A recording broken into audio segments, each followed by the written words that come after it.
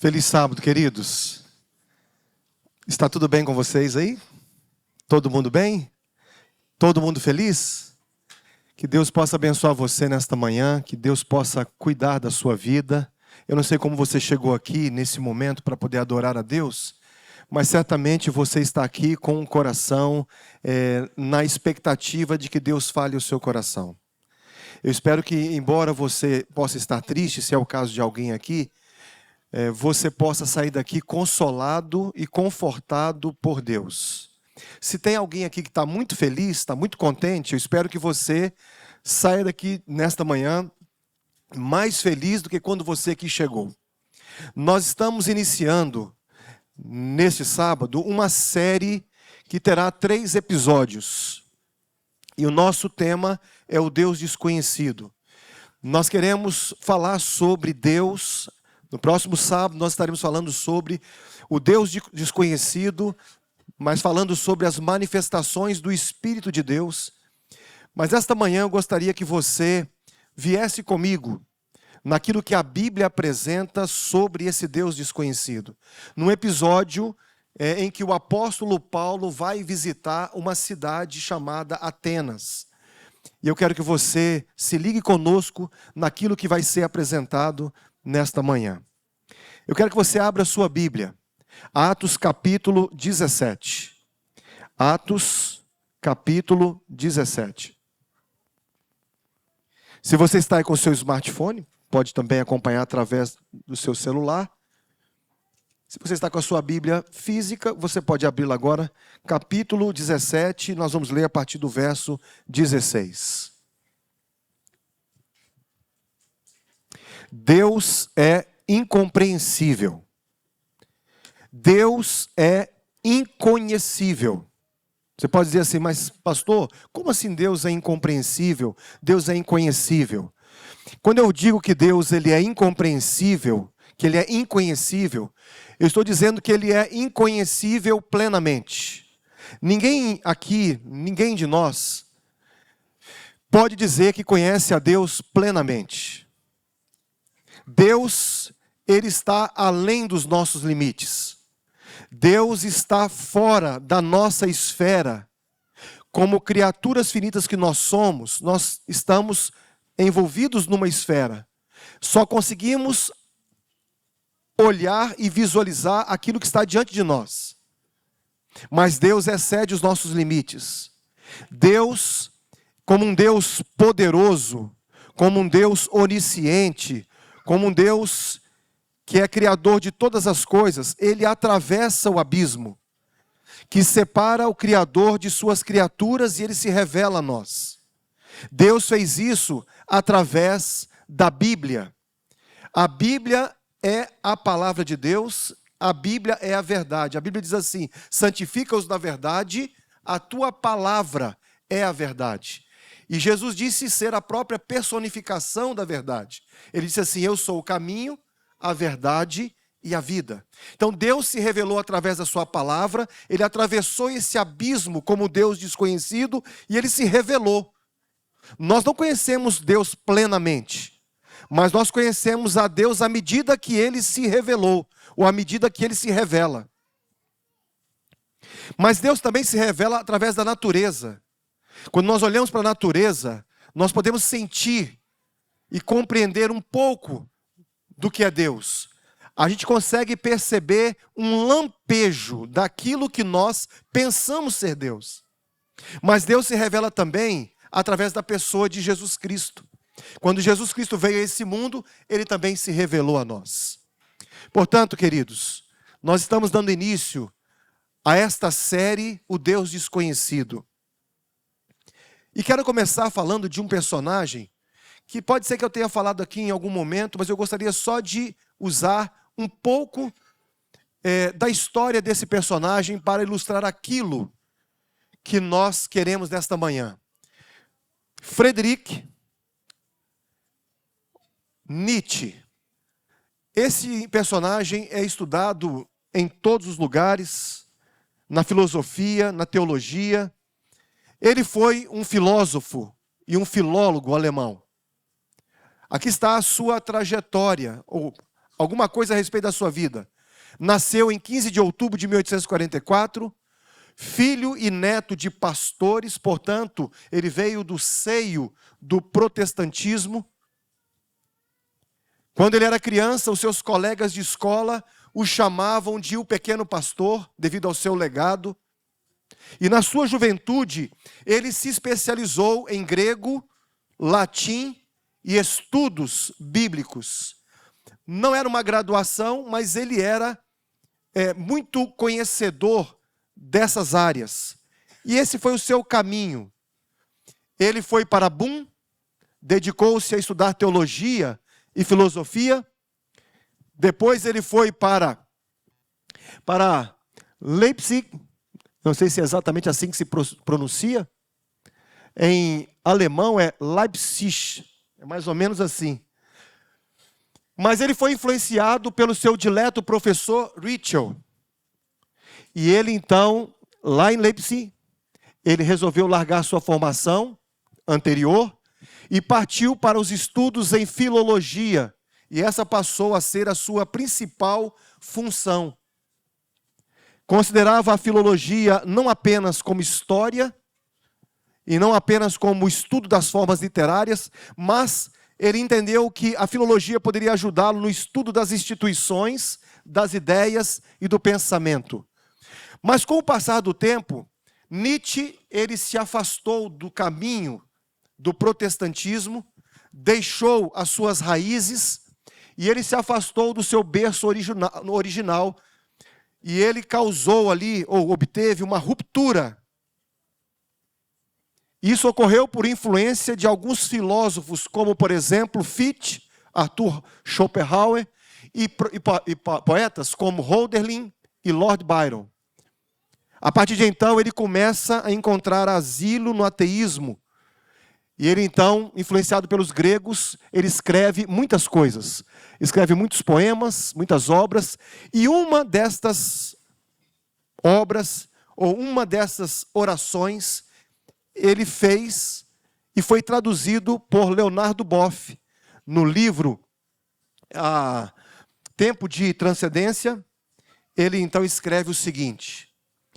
Aqui é uma oração atribuída a Nietzsche. Ele diz assim: antes de prosseguir em meu caminho e lançar o meu olhar uma vez mais, elevo só minhas mãos a ti na direção de quem eu fujo. A ti, das profundezas do meu coração, tenho dedicado altares festivos, para que em cada momento tua voz me pudesse chamar. Sobre estes altares estão gravadas em fogo estas palavras: ao Deus desconhecido. Seu sou eu, embora até o presente me tenha associado aos sacrilégios. Seu sou eu, não obstante os laços que me puxam para o abismo. Mesmo querendo fugir, sinto-me forçado a servi-lo. Eu quero te conhecer, desconhecido. Tu que me penetras a alma e qual turbilhão invades a minha vida. Tu, o incompreensível, mas meu semelhante. Quero te conhecer, quero servir só a ti. Aqui vemos que Nietzsche estava buscando ansiosamente, desesperadamente, esse Deus que ele não conhecia. Nietzsche, sob os alicerces do seu ateísmo, indagou com contundência: mas como pode ser isso? O homem é só um equívoco de Deus? Ou Deus é só um equívoco do homem? E Nietzsche escreveu: Deus está morto. O seu conceito de religião, ele queria matar o Deus religioso, porque em seu tempo, todas as religiões discriminavam as pessoas e controlavam a liberdade. Então ele começa uma busca, e a sua busca, no fundo, era saber sobre a existência. Enquanto ele escrevia essa oração, que é um dos textos mais importantes da sua vida, ele queria encontrar uma resposta, ele queria encontrar Deus. A sua oração, como um ofegante que procura o ar, Nietzsche escreveu um poema, Deus Desconhecido. Ele queria compreender a Deus. Ele o procurava nas entrelinhas da sua existência e nos recônditos de sua mente. A Bíblia diz assim que Paulo chegou em Atenas E quando ele chegou em Atenas, ele tinha deixado ali alguns dos seus amigos. Timóteo havia ficado em Filipos, e ele e Silas foram para Tessalônica. Lá em Tessalônica eles pregaram o evangelho. Alguns se converteram ali. Depois foram para Bereia. E quando chegaram em Bereia, o movimento era grande, porque o apóstolo Paulo falava sobre Jesus e as pessoas estavam interessadas. Como os bereanos, eles receberam melhor a mensagem, o movimento foi maior. E então os cristãos ali perceberam que era a hora de Paulo pegar um navio, colocaram Paulo a bordo de um navio e ele foi para Atenas. Quando ele chegou em Atenas, Paulo percebeu que havia muita idolatria naquela cidade. Vejam só o que diz aí no capítulo 17, o verso 16. Enquanto Paulo os esperava em Atenas, o seu espírito se revoltava em face da idolatria dominante na cidade. E diz a Bíblia que Paulo foi para as sinagogas, e ele começou a ir para as praças, e começou a debater com algumas pessoas, e ele apresentava essa nova doutrina a respeito da pessoa de Jesus, que Deus enviou o seu Filho, e que Jesus Cristo foi ressuscitado, algo que não era crido por boa parte das pessoas que moravam ali naquele lugar. E essa nova doutrina fez com que o apóstolo Paulo fosse perseguido. E eles de fato foram perseguidos. Paulo e Silas não foram encontrados pelas pessoas que queriam prendê-lo. Então o que eles fizeram? Eles prenderam o anfitrião deles, aquele que os hospedara ali na cidade. Então eles prenderam Jason. E Paulo diz que tudo isso aconteceu porque o Satanás, o inimigo de Deus, ele queria atrapalhar a pregação do evangelho ali em Atenas. Atenas era a metrópole do paganismo. Tinha a fama de ser a capital intelectual do mundo até então e a capital artística. Mas já havia perdido esse posto para Corinto. E o que revoltava o apóstolo Paulo era aquela idolatria. Paulo debateu com os religiosos, com alguns judeus e com alguns filósofos. E Paulo então é levado ao Areópago. O Areópago era um lugar onde se reunia um concílio. A cidade de Atenas era uma cidade livre e federativa. E um concílio é que determinava algumas coisas, especialmente em relação à moral e à religião. E como Paulo era muito contundente e tinha muita autoridade, eles viram que não podiam parar com Paulo e resolveram levá-lo para apresentar essa doutrina a respeito de um Deus criador e que enviou o seu Filho para poder morrer por cada um de nós. Atenas era o grande centro cultural da antiguidade. Era uma cidade mundialmente renomada. E das 3 grandes cidades universitárias, que eram Atenas, Tarso e Alexandria, Atenas era a mais famosa. Olha só o que Pauânio afirmou. Ele disse assim que Atenas tinha mais imagens que todo o resto da Grécia. Estima-se que tinha mais de 30.000 imagens. Era um lugar extremamente pagão. Petrônio disse que em Atenas era mais fácil achar um Deus do que achar um homem. No início do sermão, o apóstolo Paulo, ele disse à sua audiência no Areópago, que ele estava ali para tornar conhecido deles aquele Deus em que eles julgavam ser ignorantes. Ele disse assim: olha, eu passando aqui por Atenas, eu vi que vocês colocaram um altar e colocaram nesse altar um nome ao Deus desconhecido. Ele disse: é esse que eu tenho aqui apresentado e que quero apresentar para vocês.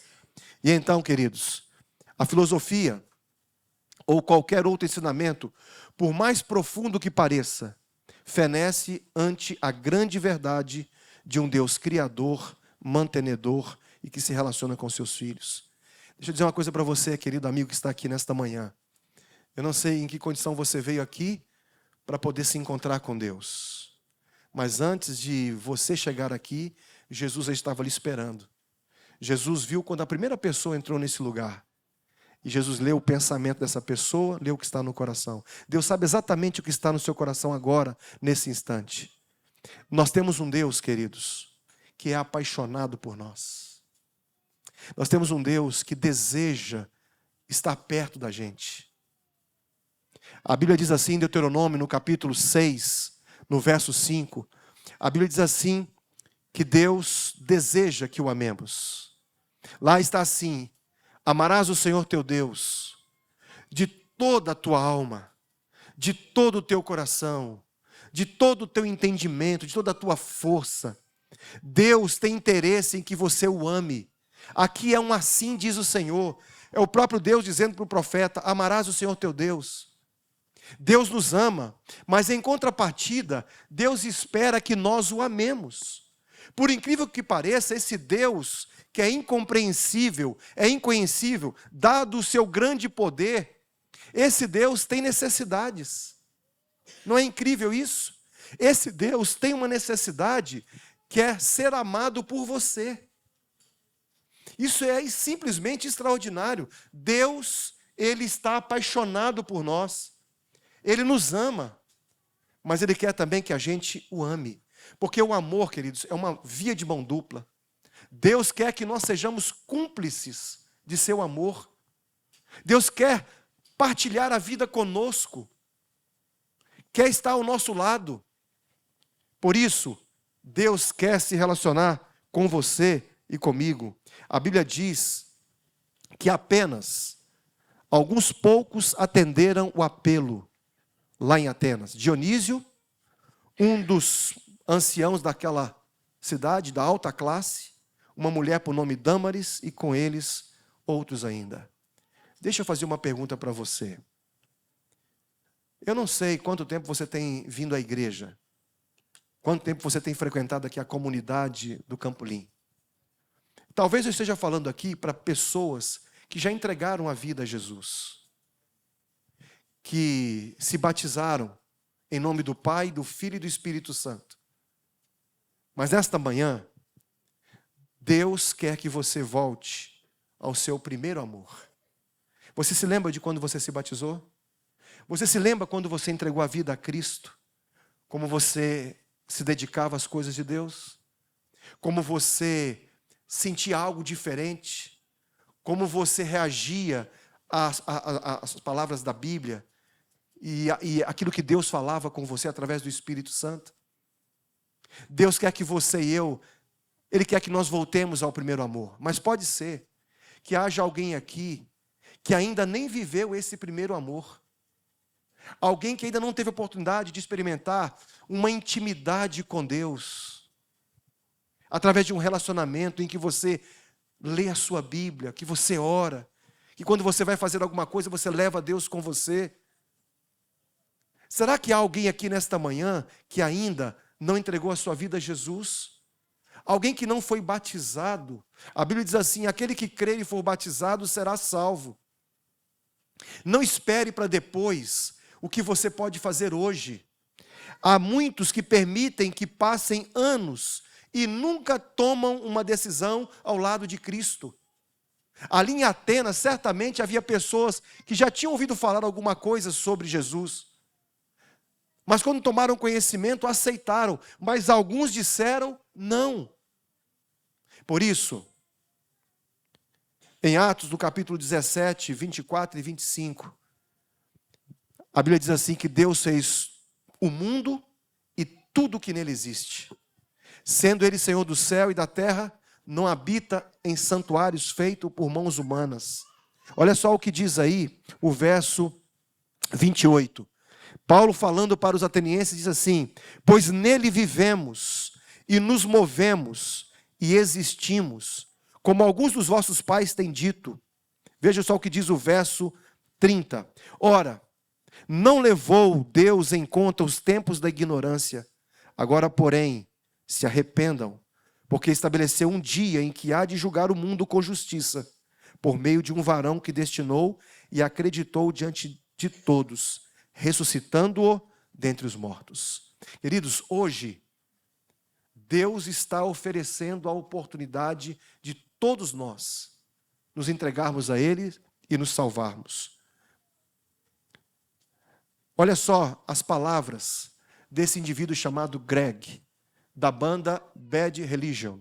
Ele disse assim: os que sugerem que a vida foi projetada de um modo inteligente, aqui é uma crítica, uma ousadia da parte dele, criticando aqueles que acreditam em Deus como Criador. Os que sugerem que a vida foi projetada de um modo inteligente ainda não produziram uma migalha de dados para sustentar a sua afirmação. É lógico, queridos, que esse indivíduo estava mentindo e não está correto na sua colocação. É como, por exemplo, Rice Brooks disse aqui, na verdade, há grandes volumes de dados para sustentar que o universo foi projetado por um criador inteligente. Dizer que não há evidência desse criador é como dizer que as milhares de pinturas de um museu de arte não poderiam ter sido pintadas porque não há artistas visíveis na galeria. Olha que interessante, às vezes a gente não para poder pensar, mas olha só, alguém explicou a existência de Deus usando um exemplo, dizendo assim, olha, se você estivesse andando por uma floresta e encontrasse uma tartaruga em cima de uma cerca, você poderia racionalmente concluir que ela não chegou lá por si só? Alguém a teria colocado lá. Mesmo que você não tivesse uma explicação para quem o fez, você seria franco em assumir que o tempo e o acaso não acabariam por colocar uma tartaruga sobre a cerca. Então não há argumento que destrua a evidência de um Deus que criou todas as coisas.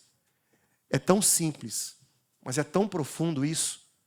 E certa vez, um ateu disse assim para o seu professor, que era cristão: você vai ter que me provar que Deus existe e que o cristianismo é verdadeiro.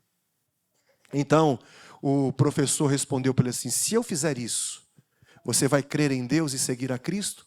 Então o aluno respondeu: lógico que não. Então o professor respondeu: o problema não é falta de informação. Se você tem todas as suas perguntas respondidas e ainda não acredita, então o seu verdadeiro problema é espiritual e não intelectual. Há pessoas que não acreditam em Deus, não por causa da questão intelectual, mas por uma questão espiritual. E eu quero caminhar para finalizar a minha mensagem dizendo o seguinte: um famoso poeta, ao escrever uma folha de papel, um poema, ele pode tornar em 5.000 reais o valor do papel. Isso é o que faz um gênio. Um artesão pode pegar um material insignificante e em algumas horas fazê-lo valer 2.000 reais. Isso é o que faz a habilidade. Um artista pode pegar um pedaço de tela valendo 50 reais e fazê-lo valer 10.000 reais. Isso é o que faz a arte. Vocês conhecem Neymar?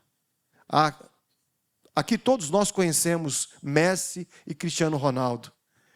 Se você olha para esses homens, que são seres humanos, eles são capazes de levar milhares de pessoas aos estádios. São capazes de levar milhares de pessoas comprarem a camisa com o nome deles, para que a pessoa possa usar o tempo todo. Isso é o que faz a fama. Agora pense comigo aqui, queridos. Deus pode pegar um pedaço de morto da beira de um riacho e fazer um homem perfeito. Isso é extraordinário. Depois ele pode arrancar uma costela e criar uma das mais lindas mulheres que o mundo já conheceu. Isso só faz o Criador. O gênio, a fama, a riqueza, as habilidades, a arte podem fazer muitas coisas deste velho mundo. Mas somente Deus pode soprar o barro morto da beira de um riacho e gerar vidas. Somente Deus pode ordenar e as coisas aparecerem. Pode ser que hoje você esteja se sentindo assim. Talvez eu esteja falando para alguém que esteja se sentindo como um barro morto da beira de um riacho. O seu coração está quebrado, o seu coração está sangrando. Você está triste, angustiado, porque você não consegue resolver um problema que para você é impossível. Deixa eu dizer uma coisa para você. Existe um Deus que é apaixonado por você. E que Ele vai fazer de tudo para poder cuidar de você, mesmo nos momentos difíceis. Porque Ele é um Deus pessoal. Ele é um Deus desconhecido, incompreensível, inalcançável. Mas ao mesmo tempo, Ele atravessa o abismo que separa o Criador de suas criaturas. E Ele se revela a nós. E Ele se relaciona conosco. O gênio. Se você está passando por algum momento difícil, por uma dor, se você está se sentindo um barro morto da beira de um riacho, o gênio não pode fazer nada por você. A única coisa que ele tem é uma inteligência acima da média. A fama e a riqueza dão prazeres momentâneos. Mas quando tudo acaba, falta a sensação de paz permanente que só Jesus pode dar. Aquele vazio que existe dentro de nós. E quando Deus nos criou, Ele nos criou com esse vazio em nossa alma. E só pode ser preenchido com uma pessoa, em Jesus Cristo. A igreja não vai preencher. As pessoas não vão preencher. A fama não vai preencher.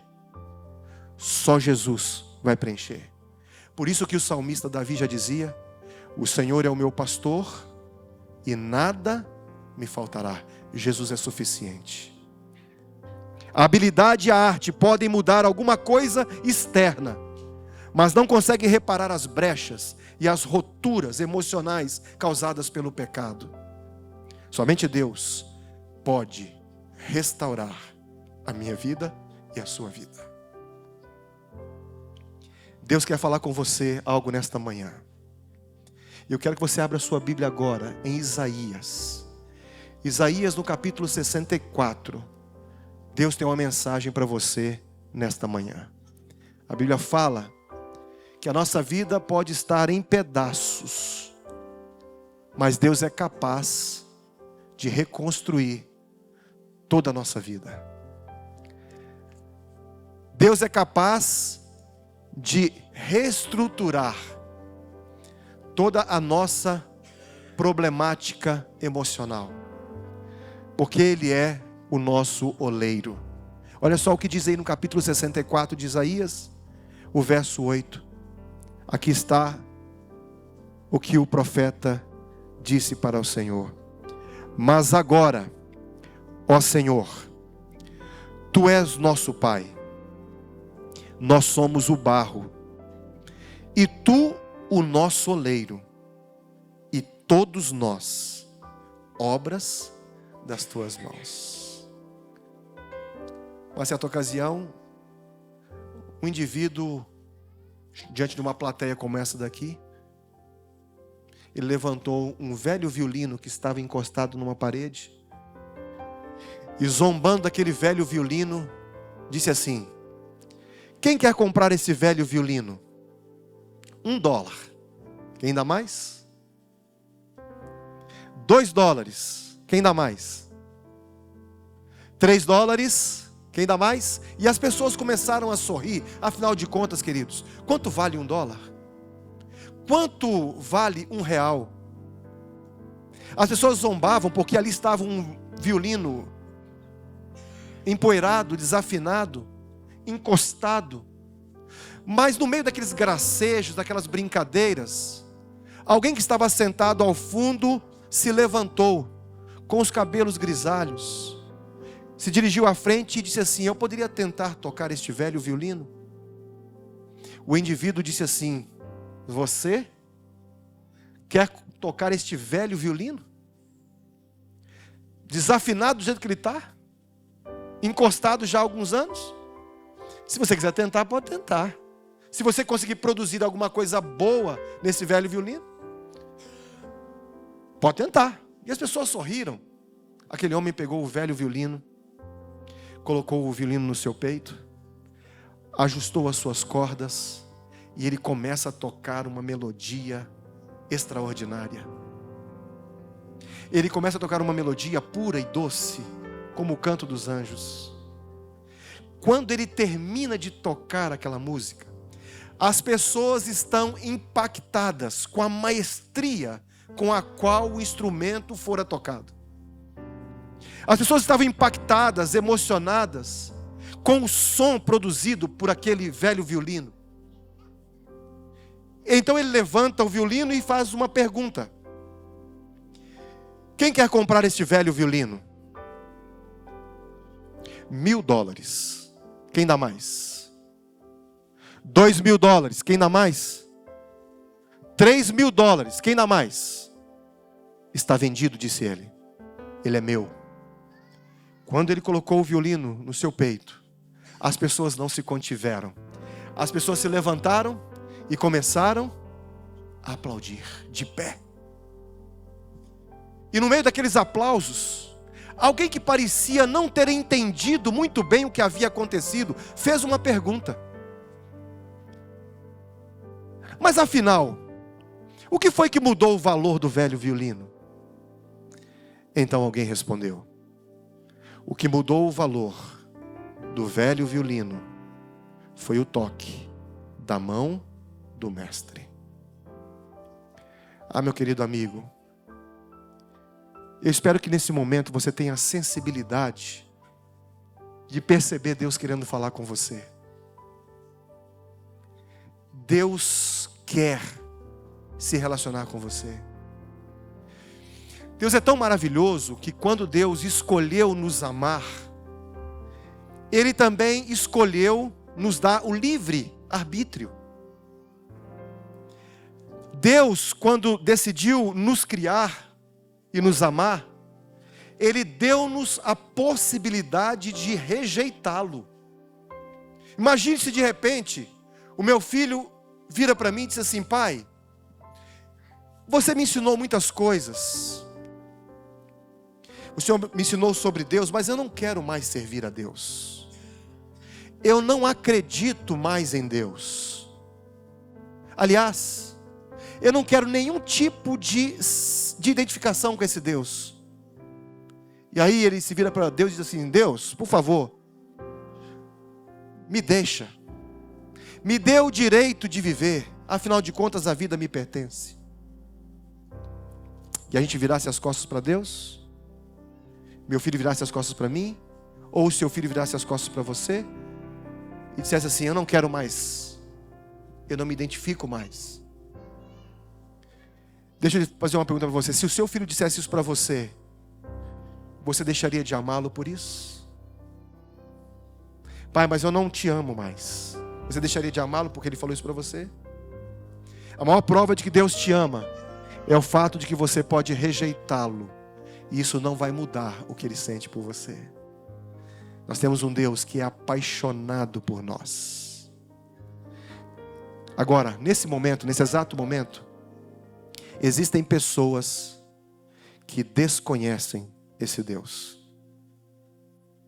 É por isso que nós, como comunidade aqui no Campolim, a gente incentiva que as pessoas estejam sempre vivendo em comunidade. Essa semana, por exemplo, eu tive o privilégio de visitar uma pessoa muito querida. Eu não sei se ela está aqui, acho que ela não estava de manhã. A Marcilene, ela está aqui hoje? Não, né? Fomos na casa da Marcilene, nós abrimos um pequeno grupo ali.